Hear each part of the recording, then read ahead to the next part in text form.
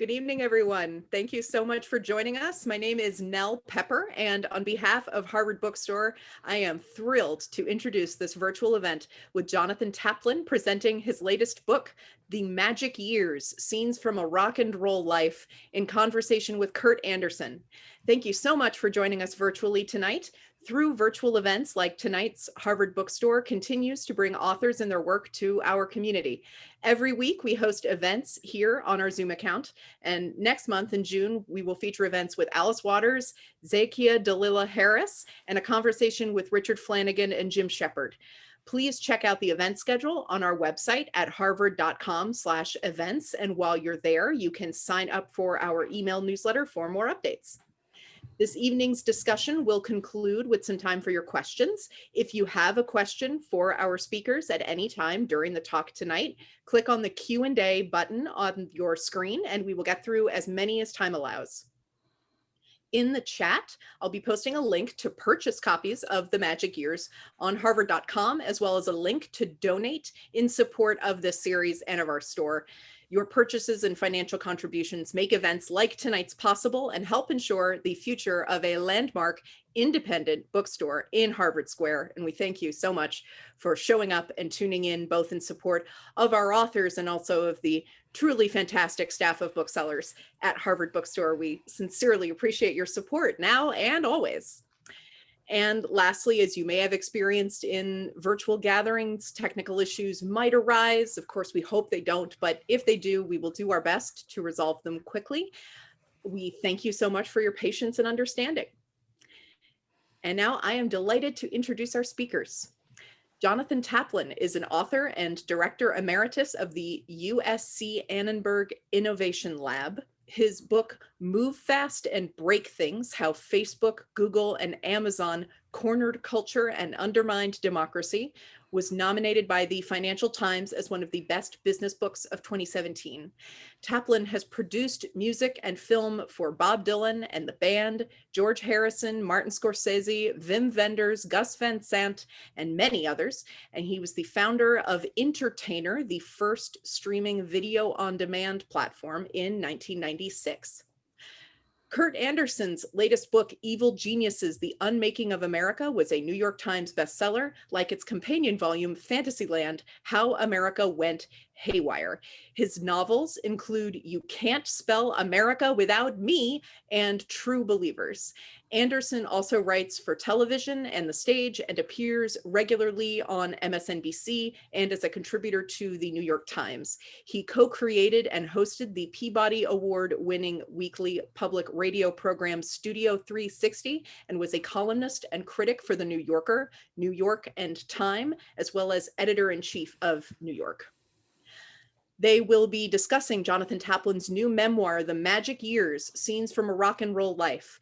Jonathan Taplin's multifaceted career has consistently placed him in positions uniquely suited to observe the massive cultural, political, and economic changes that have swept through society since the global rise of counterculture in the 1960s. The Magic Years is both a rock memoir and a work of cultural criticism, which offers a clear-eyed roadmap of how we got here and makes a convincing case for art's power to deliver us from passionless detachment and to rekindle our humanism.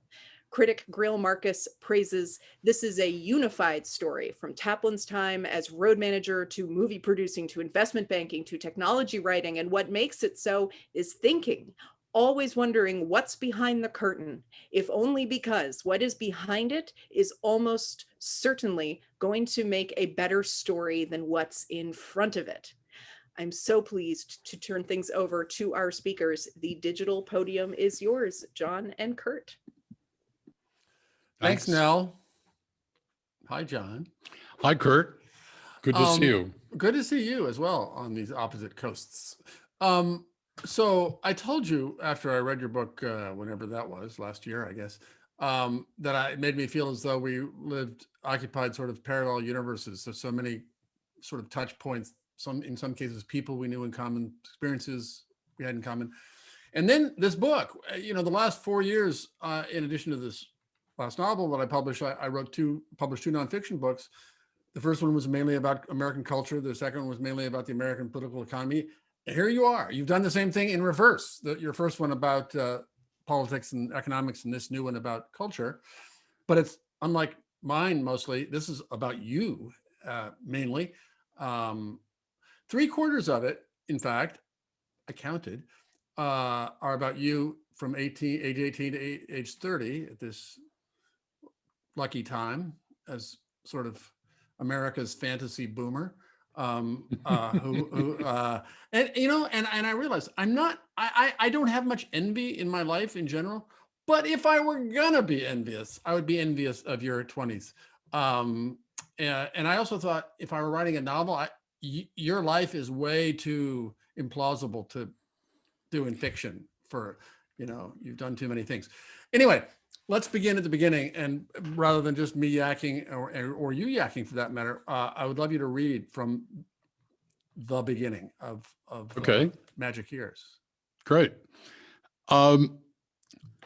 Strapped to a Fender Stratocaster electric guitar, Bob Dylan launched into the opening chords of Maggie's Farm almost before the band was ready. The Newport Folk Festival of 1965 was going to close with a commotion. I had just turned 18 and was an apprentice road manager for Dylan's manager. This explosive moment launched me on a lifelong journey, one beyond anything I could have imagined at the time. I was standing in the stage wing, transfixed, 10 feet from the band. Mike Bloomfield, acting like band leader, brought his Butterfield Blues Band rhythm section, drummer Sam Lay and bassist Jerome Arnold, into some approximation of sync with Dylan's rhythm. Al Cooper, in a loud polka dot shirt, hunched over the Hammond organ and did his best to fill in the spaces, but it wasn't starting well. I ran out towards the mixing booth in front of the stage where Peter Yarrow had commandeered the board. It was worse out front. In his nervousness, Bloomfield kept raising his guitar volume and was now drowning out everything else. The first tune ended on a sour note, and there was only light applause from the audience. I gazed behind me, and the look of shock seemed to be the dominant emotion in the sea of blue work shirts and peasant blouses. The man in the tight pants, orange shirt, and black leather jacket was not their Bob Dylan. What was going on? A chorus of boos filled the air before Bob started his radio hit, Like a Rolling Stone. But at the end, the fans were still booing. Voices from the crowd called out for their favorite tunes from the folk era. The band looked nervous, but without a word to the audience, Bob plunged into It Takes a Lot to Laugh, It Takes a Train to Cry.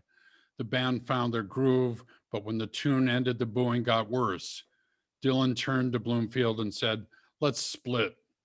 To the surprise of the other musicians and the road crew, he unplugged his Fender and walked off the stage. Instantly, the crowd went silent. People started yelling at each other in the aisles. "Look what you did. He's gone, asshole." Peter Yarrow bolted from the mixing console, and I followed him backstage. Dylan was sitting on the bottom steps of the stairway leading up to the stage. He was clearly shaken, rubbing his eyes.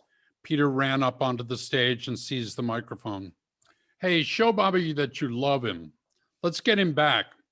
The audience roared approval. Dylan sat still on the steps. The audience began to clap in rhythm. Dylan refused to budge. Peter appeared at the top of the stairs, pleading with him to return. Johnny Cash wandered out of the artist's tent holding an acoustic guitar. For a minute, he watched the triangular drama of Peter, Bob, and the crowd. He moved over to Bob and handed him the guitar. "Play them a song, son." Bob took the guitar and slowly walked up the 30 steps to the stage. When he appeared in a lone spotlight holding the acoustic guitar, cheers from the audience were deafening. He leaned towards the microphone, raising his harmonica holder. "Does anyone have a D harmonica?" Out of the crowd, 3 of Honer's finest sailed through the air onto the stage. Dylan danced out of the way and, grinning, picked up one and placed it in his holder. He started to strum the guitar and played It's All Over Now, Baby Blue. When he finished the song, He rushed through Mr. Tambourine Man and then turned and without a word walked quickly off the stage. He had said his piece. They did not own him, and like a lover leaving a bad relationship breakup, he would not turn back. That's from Jonathan Taplin's new book, Magic Years. And we'll talk about that as, of course, one of the, I don't know, 10 most iconic moments of 60s cultural history that you happen to be there watching and recording. But how did you end up there? I mean, as this 18-year-old kid, because you weren't like some, you know, show business son whose dad got him the job. Why were you there? No. Well, I'd been a fan of Dylan since '63. Yeah. And I had determined to go to the Newport Folk Festival. And my older brother, Randy, knew a guy named Paul Clayton, who was a famous ethnomusicologist, that is, a collector of folk songs. And Paul was part of Dylan's entourage. And so when I got to Newport, I got in touch with Paul and he said, I'll get you a backstage pass. And so he got me a backstage pass. And then he introduced me to a group of musicians from Cambridge called the Jim Queskin Jug Band. And they needed a road manager for the weekend. And so a guy named Jeff Moldar took me under his arm and walked me over to meet their manager, who was Albert Grossman. And Albert Grossman at that time managed Bob Dylan, Peter, Paul and Mary, the Jug Band, Paul Butterfield Blues Band, Odetta, you know, pretty much most of the important folk music people. And Albert said, okay, I'll pay you $200 for the weekend. And so I started working with the Jug Band, and we went out to watch Butterfield play a workshop on the afternoon. And as they were tuning up, this guy, Alan Lomax, who was a very famous collector of music and, again, ethnomusicologist, came over and he tried to literally unplug Mike Bloomfield's amplifier because he thought that playing electric music at Newport was an apostasy. So interesting. So before this became a terrible, oh, Dylan goes electric and people booing, this guy was like trying to avoid that problem. Right. Wow. And Albert grabbed Lomax and kind of wrestled him to the ground. And these were two guys weighing 240 pounds each. And they kind of went around in the dust. And eventually Lomax slinked back and Butterfield started to play. And so Moldar and I and Grossman walked back to the artist tent, and Moldar started regaling all the Grossman artists how Albert had defended Paul Butterfield and you know what had gone on. And I saw Dylan, who was sitting over the corner, kind of grin, and I'm just surmising that he just decided on the spur of the moment, well, if that's how they feel, I'm going to play electric too, because there was clearly no plan for Bob to play electric. There had been no band organized, no rehearsal, anything. And so they just threw together a band made up of Mike Bloomfield, who'd played on Like a Rolling Stone, and the rhythm section from Butterfield, and Albert flew Al Cooper in, and they didn't really rehearse. And Sunday evening, when Bob was the closing act, they unveiled this, and chaos ensued. Yeah, well, as you said at the beginning, the backstory is, or as I guess Nell said, the backstory is great. Or as Marcus said, the backstory is great. It's you know, again, and one thinks of these kind of canon shifting, paradigm shifting moments as something other than accidental, which you're making the sound, but that's remarkable. And you know, reading about it in the book too, I realized that I hadn't fully had in my head that, okay, these acoustic, folky, that was alternative music, right? And that was against the electric pop mainstream crap, right? And so here comes Bob Dylan, the hero of one, but sort of saying, no, we can do, it doesn't have to be all nostalgic. It can be modern. It can be electric, but Right. I'll merge them and become Bob Dylan and change the world. I mean, Right. it was an amazing moment. I mean, Bob was determined to move forward. He had already put out a rock and roll record in Like a Rolling Stone, and it was actually getting played on the radio, which was the first time he'd had a record on the radio for forever. Yeah. And so, and, subsequent to Newport, he went and found himself a band, which was called Levon and the Hawks, which we now know as the band. And for a year and a half, he went on tour with them, and he would play the first half of the concert acoustic. Then the band would come on for the second half. So he was trying to make it okay. But of course, for the folkies, it was never okay, because as you pointed out, it was seen as a sellout. And so Robbie Robertson talks about getting booed in every country that you can play rock and roll. I mean, you're getting booed in Australia and England and Germany and Italy and France, as well as all the states of the United States that they played in. Yeah. So people never really could get over this sense that, well, the protest music was not going to be the only music that Bob Dylan was going to play. Right. No, and how quickly things change, because of course, a month later, or within a year or two, this was just no longer a thing. It had merged, and electric became the name of the game for countercultural music. Right. One ththing you mentioned that again made me think was, you talk about how when the Beatles came along, and here you were a teenager at that point, that the humor of the Beatles was a thing that distinguished them from, just pop. Right. And it made me think that the role of humor in the sensibility of the 60s and the counterculture is kind of under heralded, because, it's all about, protests and Vietnam and civil rights and serious things. And of course it is. But that was a big part of it, wasn't it? Yeah. I mean, think about a tune that Bob recorded at this period called Your Brand New Leopard Skin Pillbox Hat.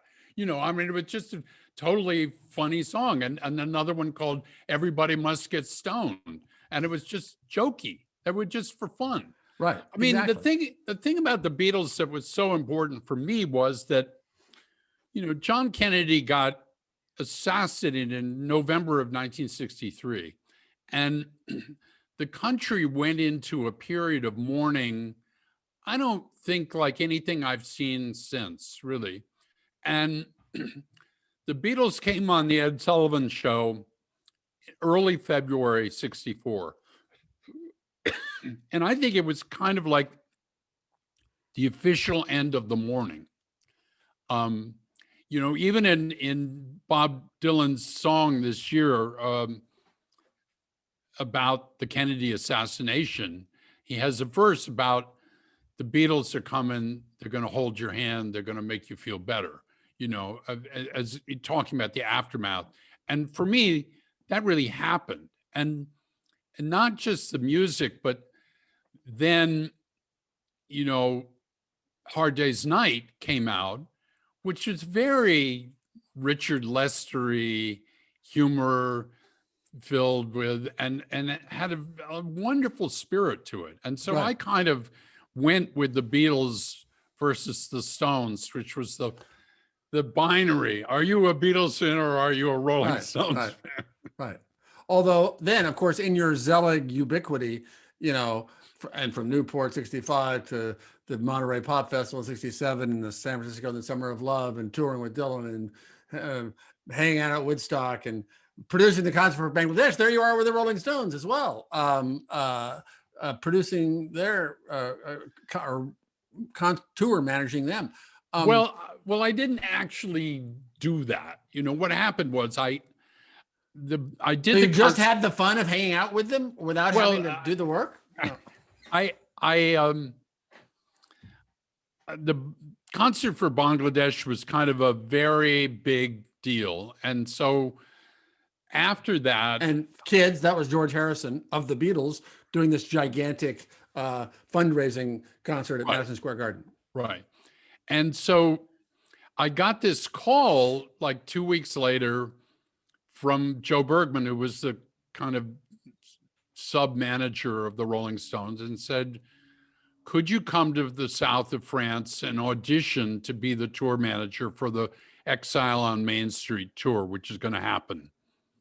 And I said, okay, I'll do it. So they sent me a ticket and I flew to Nice, and they picked me up in a Citroen limousine and drove me out to Keith Richards' villa.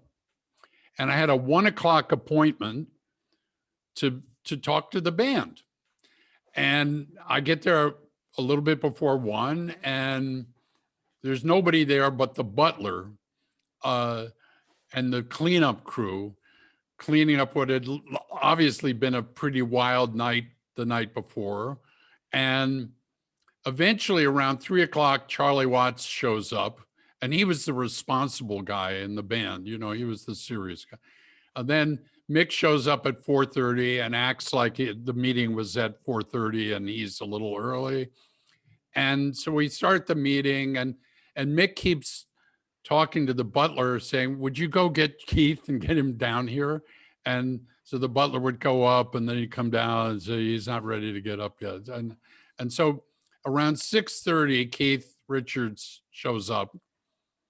And I had just, on the Bangladesh concert, been through a very intense time trying to get Eric Clapton on stage in the midst of an addiction problem. And Keith was scratching his neck and give you all the junky signs that you would see, and just drinking espresso after espresso. And you know, we went through the thing, and I just thought to myself, I can't, it was hard enough one night. The idea of doing this every night for months is, you know, life is too short. Right. So I said to Joe, look, you haven't offered me the job, but I'm not going to take this opportunity. I politely declined to be considered for this job. So I never actually did the Right. tour. And then in a way that would be kind of pat and implausible in fiction, you make the film The Last Waltz with the band, sort of ending rock and roll, going and making your entryway into movies. But you'd already made your entryway into movies by meeting this kid, Martin Scorsese, and saying, yeah, I'll raise the money and produce your movie, Mean Streets. At that point, were you really thinking, okay, I'm 26, I'm almost 27, I'm leaving rock and roll and going into the movies? Was it that? No, it wasn't that simple. It was, you know, the band, by 72, the band was beginning to have the classic problems of a band falling apart, in the sense that some Levon, Richard, and Rick, and this is no secret, were high all the time. Yeah. All the time. Yeah. And so Robbie was very responsible in writing songs, but the rest of the group, other than Garth, who's just Garth, were not being responsible, and they were drinking all day or drugging all day, and it was just not fun, you know, to try and get somebody on the road and have the drummer come after you with a Bowie knife because he didn't want to get out of bed, you know, and you have got a 9 o'clock plane to catch to Chicago, you know. So and then I looked around and I realized, okay, I'm not going to work for the Stones. George Harrison doesn't want to tour. Bob Dylan doesn't want to tour.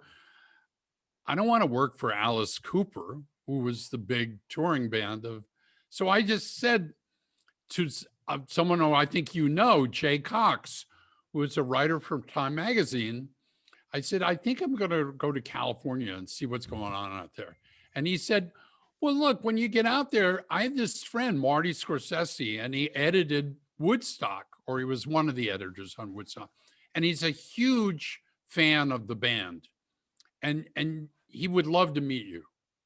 So I went out to LA and I rented a house in Laurel Canyon. It was such a cliche. And Marty came up and he brought the script of Mean Streets. I mean, it was called Season of the Witch then. And he said, you know, why don't you come down and see my student films? And so I went to William Morris the next morning and saw his 3 student films, 2 shorts and a feature called Who's That Knocking? And I really liked them. And I was so naive that I thought, well, I can produce movies. And nobody told me OPM. No one told me you're supposed to use other people's money. Right. So I took all the money I had from rock and roll and a little bit of inheritance, and I got a friend to match it. So we each put in 250,000, and we made the movie. Yeah. And thank God Marty made a good movie, so we got our money back. Yeah. I mean, you know, again, as I read the book, I think, okay, he's intelligent, he's charming, he's honest, I think. He's God knows, look how lucky he is. But then I was thinking, okay, what okay.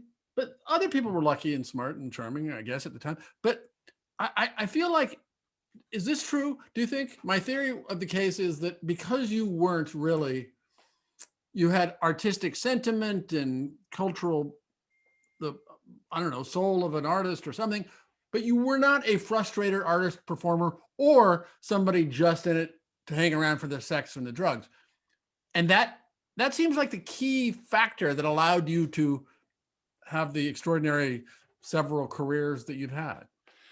Yeah, I think so, in the sense that obviously I knew I wasn't a musician. So I understood in the music business, you know, Rick Danko wrote on the back of his bass case, "Don't bring the entertainer down." You know, so I knew that part of the joy, the important thing was just keeping the show on the road.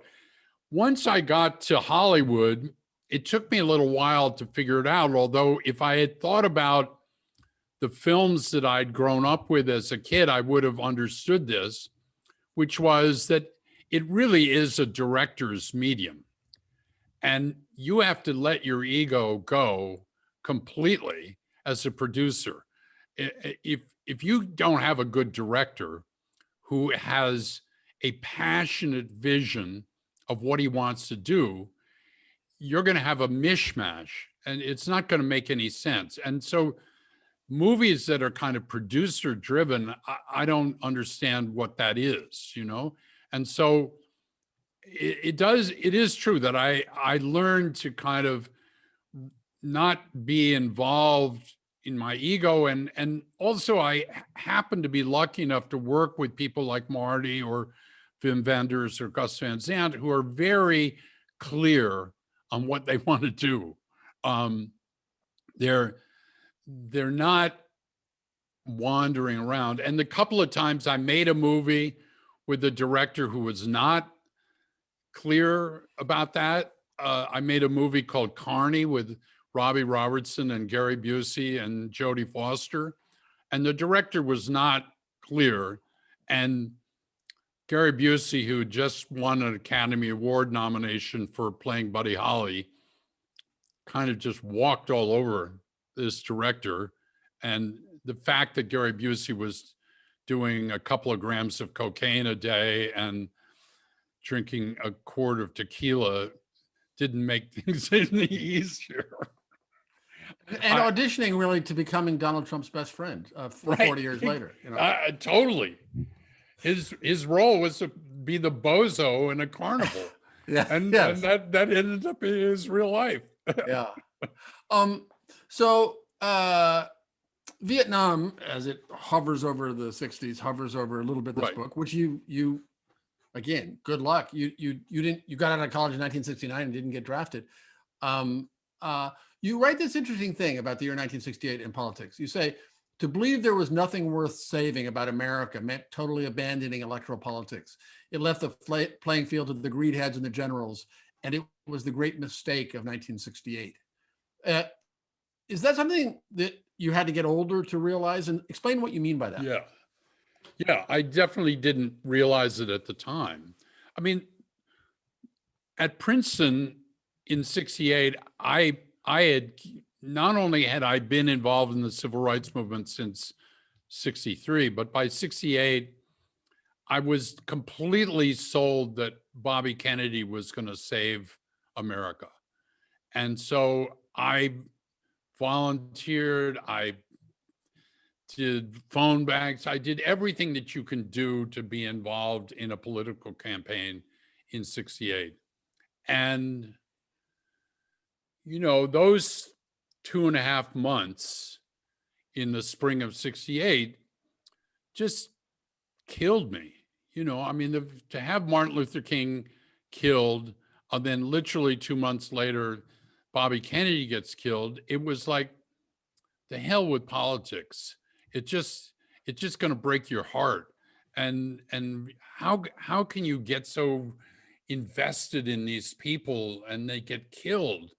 And so I just basically said, well, hell, I'm going to join the circus. I'm going to go to work for the band full time. I graduated from Princeton in the spring of 69, and I was gone. I was there. I moved to Woodstock, and that was my life. And I didn't think about politics. But what I realized, of course, later is, well, it wasn't just me, but it was many people in my generation did that same mental forget it. And then what do we get? Richard Nixon. Well, and Gary Hart and Democrats who don't want to be Democrats, and you know, we got all various forms of disengagement and cynicism. Right, totally. And it took a long time to get there. And you know, I sometimes worry that we sometimes may repeat those same mistakes, you know, in terms of purity tests and, you know, are you there 100% there? Or, well, maybe there's some flexibility here that we need to have. I don't know. You would have perhaps, did you vote for Hubert Humphrey in 1968? No, or not? I did. Oh, I okay. did actually vote for him, but not enthusiastically. I not enthusiastically at all. I Yeah. was so pissed off. Yeah. But I didn't want Richard Nixon, but Yeah. there weren't enough of those. No, and you talk interestingly in the book, and we were talking the other day about culture, politics, what shapes what, and you talked about this Pat Moynihan line you'd seen that him saying that the conservative idea is that culture shapes politics, but you think, or now maybe you did then as well, that the music and movies and cultural production of the early 60s and mid 60s were in sync in a real way, in an important way, you think, with, for instance, the civil rights movement and obviously the general anti-establishment movement. And that conversely, I guess, that like in this century, the fact that we have the great golden age of television is all about amoral gangster meth makers, corrupt people, that those are the characters that we are in some of our finest pop culture, is a bad sign. You think that's true? Well, let me just suggest that the music of the early 60s was very aspirational. We shall overcome. The times they are a changing. The answer is blowing in the wind. It's coming. Right. You know, don't stand in the doorway. And so for a young kid at that time, that's what I wanted to hear, to tell your parents to get out of the way and to, you know, don't block us up. So when I think of if I'm a 17-year-old post 9/11, what has been my TV diet? So I start with The Sopranos, and then, okay, so there's a gangster in a corrupt world, and then I go to Mad Men, and here's a soulless ad man who's faked his whole life, who, has no real morality whatsoever. Then I go to Breaking Bad, a meth dealer, a guy who deals meth, to get ahead. Then I go to Succession, which is essentially the Rupert Murdoch story. And I think to myself, okay, all of these anti-heroes are horrible people in the middle of a corrupt world fighting their way, and they're our protagonists. That to me says that in some ways these are self-fulfilling prophecies. And I know you don't completely buy this, but I will say just one last thing before you jump in and tell me I'm crazy, which is that Norman Mailer used to write about film noir and the early 50s culture. And think about a film like Double Indemnity. So I'm going to help you kill your husband and we'll get the insurance money and it'll be perfect. And I'm Fred McMurray. Right. Right.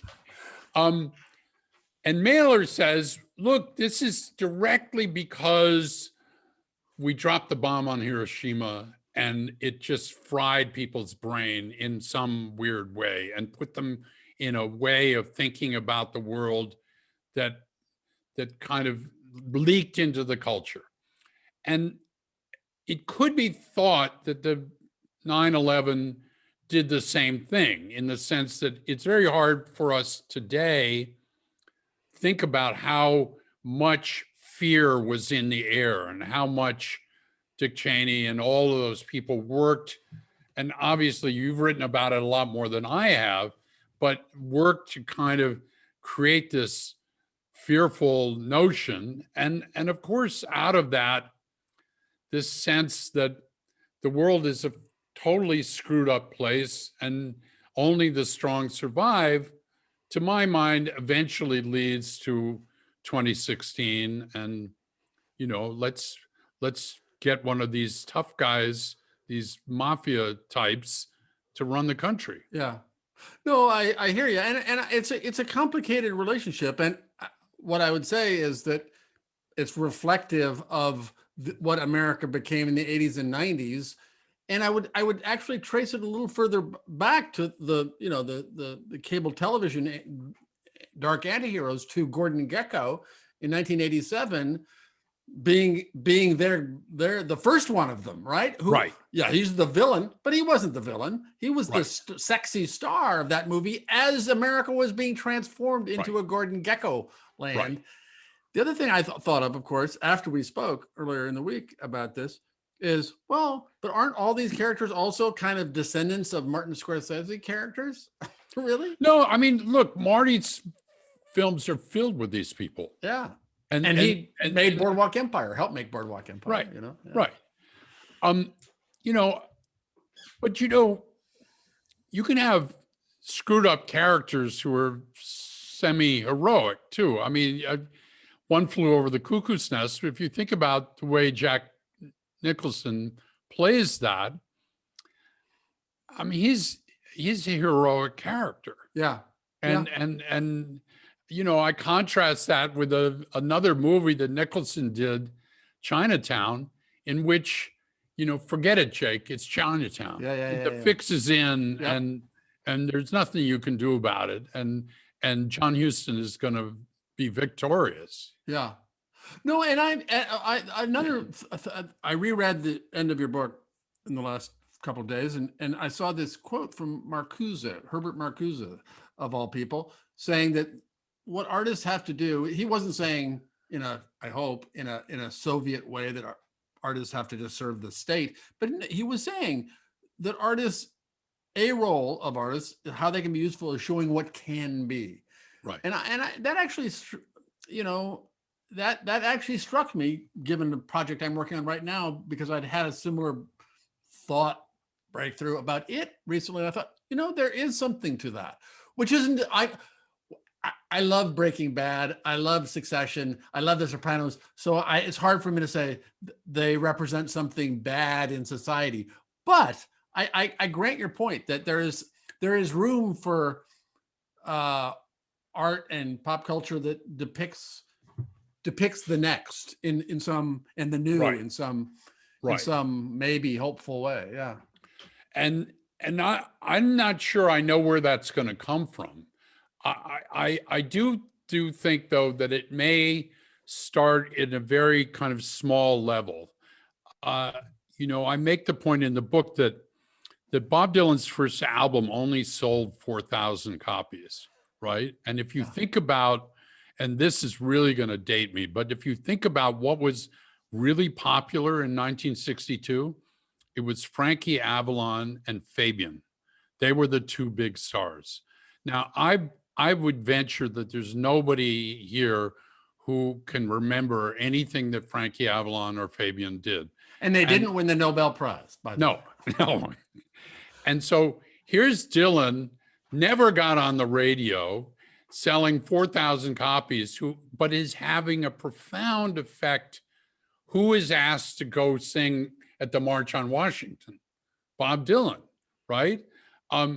Who goes down to Mississippi to work with SNCC on the voters' drive? Bob Dylan. Now that was actually a fairly daring move, right? Because in that same town, a year later, Goodman, Cheney, and Schwerner were killed by the Klan.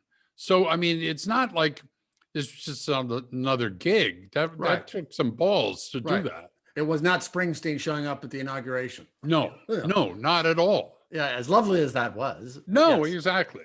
Yeah.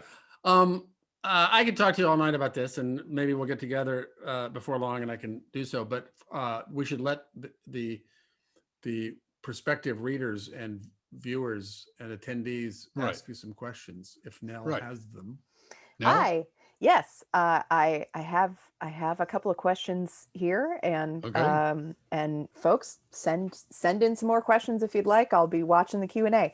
So, firstly, we have given your youth when you worked for Grossman, did you ever think, why aren't they leaving this to a professional? When, if ever, did you feel like you were in over your head? Okay, so Albert had this very strange thing that he liked to hire Ivy League educated people. So like nothing like today.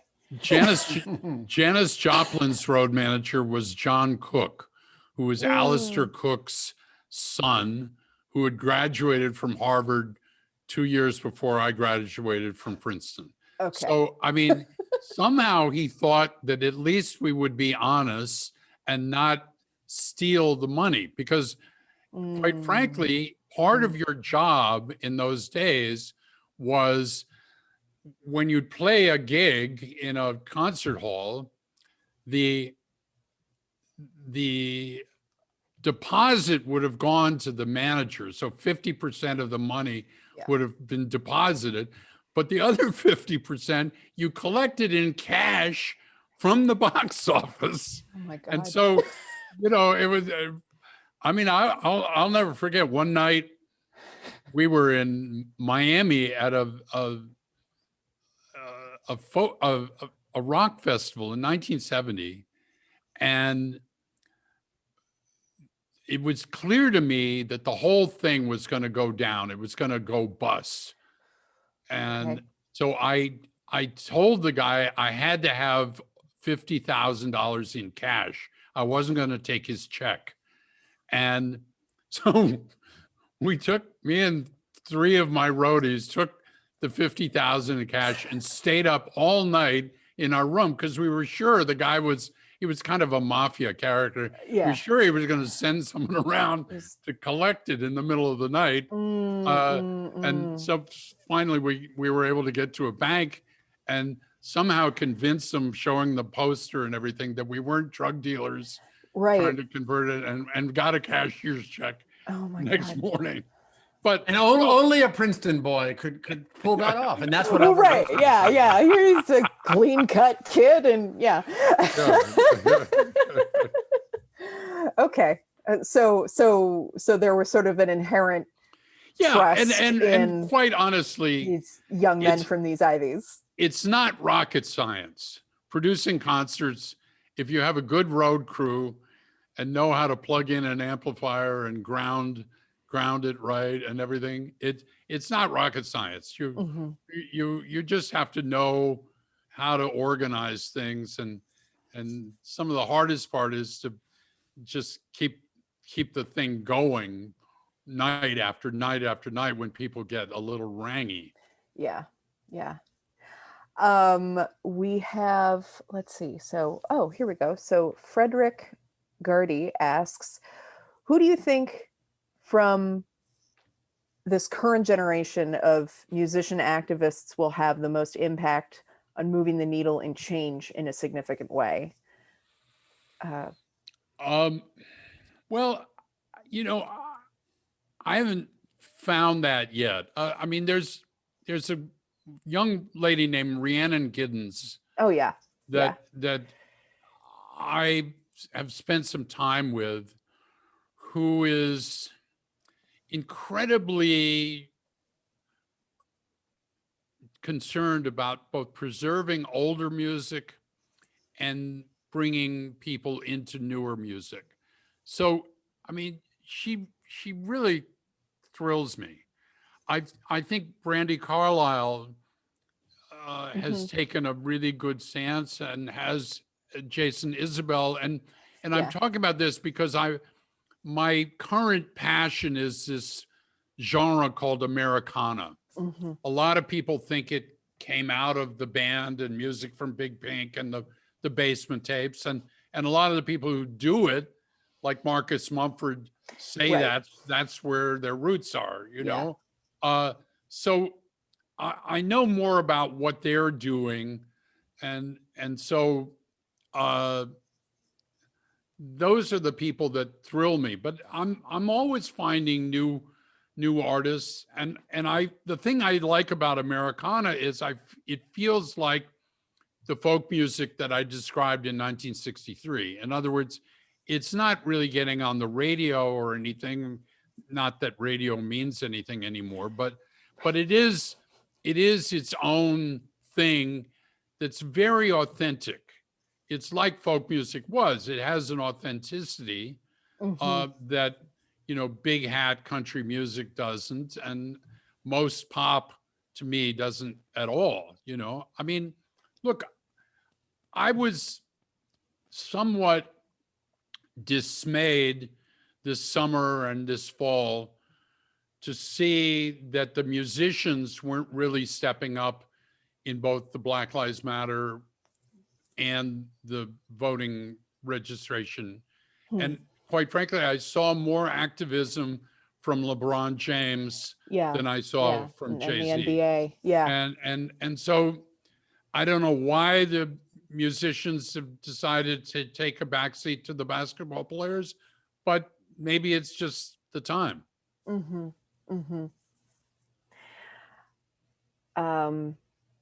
Here's a interesting question. How severe of a swing did investment banking feel from producing film and music? Was it already so corporate by that point that it wasn't a stark transition? What happened was it was purely chance. I was at Walt Disney producing movies in 1984, and the president of Walt Disney, who was president for the sole reason that he was married to Walt's daughter. Walt, of course, had died. His name was Ron Miller, and he had been a kind of third string linebacker for the Los Angeles Rams, and then somehow ended up running Walt Disney. And he used to play poker outside the executive dining room every day for 3 hours every afternoon. And it was it just outraged me. Yeah. So I went down to see these friends, the Bass brothers in Texas. And I said, this is a great company, but it's being run right into the ground.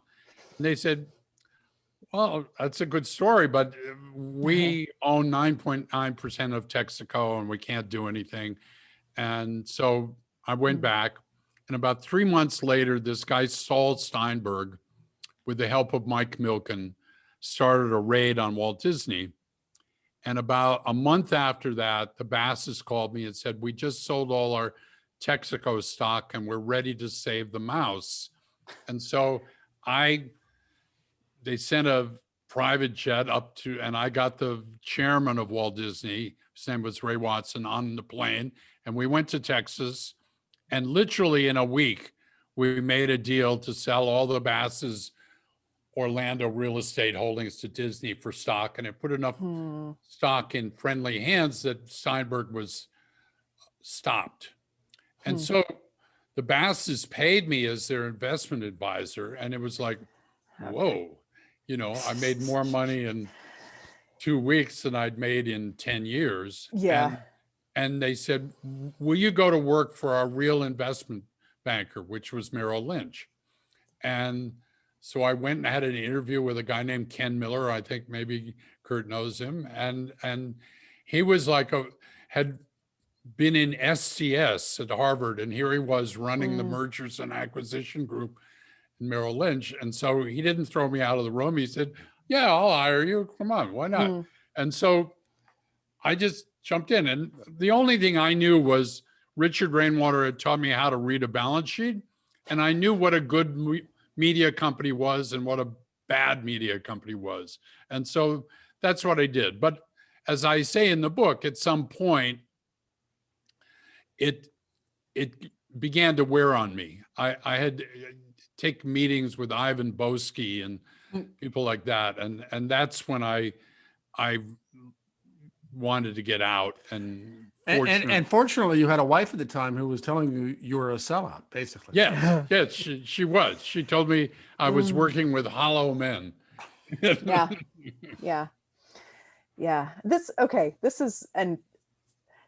This is my question. I'll be honest. But what was Albert Grossman like as a boss? You probably answered that a lot, but no, he was the opposite of anything you associate with show business managers. He was very contained. I mean, first off, he didn't look like anybody else who was in show business. He had gray hair pulled back in a ponytail. He had these little glasses. He looked like Ben Franklin had been morphed into, 1968. I mean, he dressed very in kind of beautiful tweed jackets, but sometimes blue jeans. I mean, he was a strange guy. He's very contained. There was none of the show business backslapping, everything. Sort of chomping on a cigar. And a lot of people thought he was very cold. They thought he was, a lot of people were scared of him. He took a liking to me and we became kind of good friends. And so I think, but he did intimidate a lot of people, and he intimidated people in the business too, in the sense that he believed that if an artist in their early days had signed a bad contract, like for a very low royalty rate, and they started to do really well, that his job was to essentially rip up that contract and start all over again. So he would go in and renegotiate with these guys who were running the big record companies, and he always ended up getting what he wanted to, because basically he was saying, well, my artist is going to go on strike, essentially. You can either make him a fair deal or nothing's going to happen. So, so it was, he was very good at that. He also had one other thing. He believed that you should not go on television unless it was Ed Sullivan. In the mid 60s, there were all these rock and roll television shows called Shindig and Hullabaloo. Yeah. And he said, these are death. Do not ever go on those shows, and just wait. And eventually Ed Sullivan will call you up and say, I want you on my show. And that's what happened for the band. The very first time the band ever played on television was Ed Sullivan. Is that right? I had no idea. Yeah. That wow. I think of them in different universes or almost Yeah. different eras. Yeah. You know? Yeah. Huh. That's wild. This is again sort of kind of a combination of sort of move fast and break things, and probably the end of the book. But do you think the dream of the internet as a powerful tool for democracy was always going to be out of reach? You know, I said something off the cuff 2 nights ago with Robbie Robertson, and I actually think it's probably right. It was I was being kind of snarky, but I said that if Facebook had been around in 1955, we'd still have polio. Because if you think about why we can't get to herd immunity in the United States, it's because Facebook is telling 30% of the people that vaccinations are death. I mean, I showed a slide of a thing that essentially equates getting vaccinated to getting raped. And this is an ad that was on Facebook. And Facebook has probably taken in about $100 million on anti-vax ads in the last 2 years. So, I mean, I do think that social media is a kind of a destructive force, in the sense that, you know, when Kurt wrote a book called Fantasyland, I don't think he had any idea of how fantastical the land would get, that we could actually live in a world where people believe that the government is being run in a pizza parlor by pedophiles. You know, I mean, I just, what I didn't quite know is that that we would have a president and one of our two major parties who embrace that as essentially a major part of their platform. It was, I dared not go that far in 2017. yes. Yeah. I mean, just the idea. I mean, you were saying that Grossman trusted, you know, these Ivy League students to come and work for him, and the idea that, I mean, that would have been Zuckerberg in 1965, essentially, right? And then he and the Zuckerberg. I don't think Zuckerberg would have ever been willing to work as a road manager, because that required some suppression of the ego. And every sign I ever have is that Zuckerberg from the outset thought he was going to rule the world. And so I don't think he would have, I don't think he understands art either. He thinks, I mean, I don't think any of these tech people understand. I was asked to come after Move Fast and Break Things to a seminar at Google in which they were proposing that they could create an artificial intelligence that could write the perfect screenplay. And their solution was that they were going to feed every single Marvel movie script into the computer, and then put in exactly how well each one of those movies did. And somehow the AI would create this perfect Marvel movie. And I said, why do you want to do that? And I said, you just make something that's already been made. And they said, well, that's the idea. Right. It's very instructive on what their idea of perfection, idea of perfection is the top box office. Right. Also, right. What is a perfect screenplay? Wow. Okay. I mean, we're at time, essentially. So, buy the book, I think everyone. We should. There's much more. There's so much more in this book, and you know, than we've skimmed the surface. I mean, the physical encounter brawl with Harvey Weinstein. I could go on and on. This is a great book. You should all buy it. I'm going to Thank you, post Kurt. the link of this one more time. And again, harvard.com/book/the magic years. And thank you all of you at home for joining us.